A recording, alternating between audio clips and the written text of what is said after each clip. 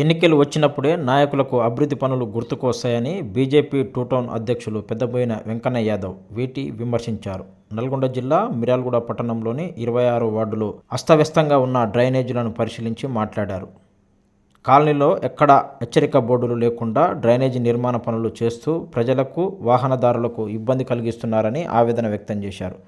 Municipal అధికారులు వెంటనే స్పందించి తగు చర్యలు తీసుకొని ప్రజలకు, వాహనదారులకు రక్షణ కల్పించాలని ఈ సందర్భంగా ఆయన డిమాండ్ చేశారు. ఒక బోర్డు కానీ ఏది ఏర్పాటు చేయకుండా ఇట్లా తోమి వదిలేశారండి.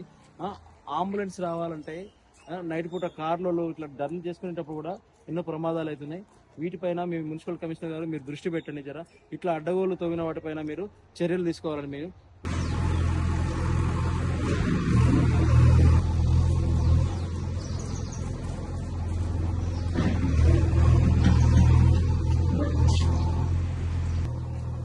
అయ్యా మున్సిపల్ కమిషనర్ గారు, నేను Peddaboina VT Yadav, BJP two town president, 26 ward incharge అండి.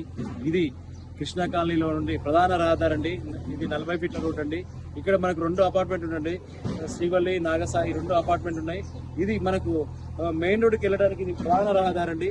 దాదాపు ఇది తీసి కూడా 8 రోజులు దాటిందండి. రాత్రి 8 నుంచి 10 రోజుల మధ్యలో అండి. రాత్రి 22వ తారీఖు రాత్రి సాయంత్రం పూట ఇక్కడ కారు టర్న్ చేసే టైంలో కారు కూడా ఇందులో ఒరిగిపోయిందండి. 2 బైకర్స్ ఇళ్ళ పడ్డారండి. ఎక్కడ కూడా మనకు ప్రమాద హెచ్చరికలు లేవు. చూడండి, ఆ ఇళ్ళ వాళ్ళే ఆ రాళ్ళు ఏర్పాటు చేసుకున్నారు. ఇటు చూస్తే మీరు ఇక్కడ కూడా వీళ్ళు ఈ ఇంట్లో వాళ్ళకి సంబంధించిన వాళ్ళు వీళ్ళు రాళ్ళు ఏర్పాటు చేస్తున్నారు. తెలియక చాలా మంది స్త్రీలు ఓవర్స్పీడ్తో వచ్చి ఇళ్ళ పడి గాయాల పాలవుతున్నారు. ఒకవేళ ఎమర్జెన్సీ టైంలో ఒక అంబులెన్స్ రావాలంటే పరిస్థితి ఏందో, ఏ విధంగా ఉందో మీరు చూడండి. ఈ విధంగా తోమడం ఎందుకు? ఇక్కడ ప్రమాద హెచ్చరికలు చేయకుండా, హెచ్చరికలు పెట్టకుండా ఎందుకు ఇట్లా తూతమందరంగా చేసుకుంటూ పోతున్నారు? ప్రజలను ఇబ్బంది పెడుతున్నారు. వీటిపైన మీరు మాకు సమాధానం చెప్పాలి. ప్రజలంతా కోరుతున్నారు. నిన్న నైట్ జరిగిన సంఘటన చాలా మందిని బాధ పెట్టింది. కారు రిటర్న్ చేసే టైంలో అందులో పడ్డది కారు, 2 బైకర్స్ కూడా పడ్డారు.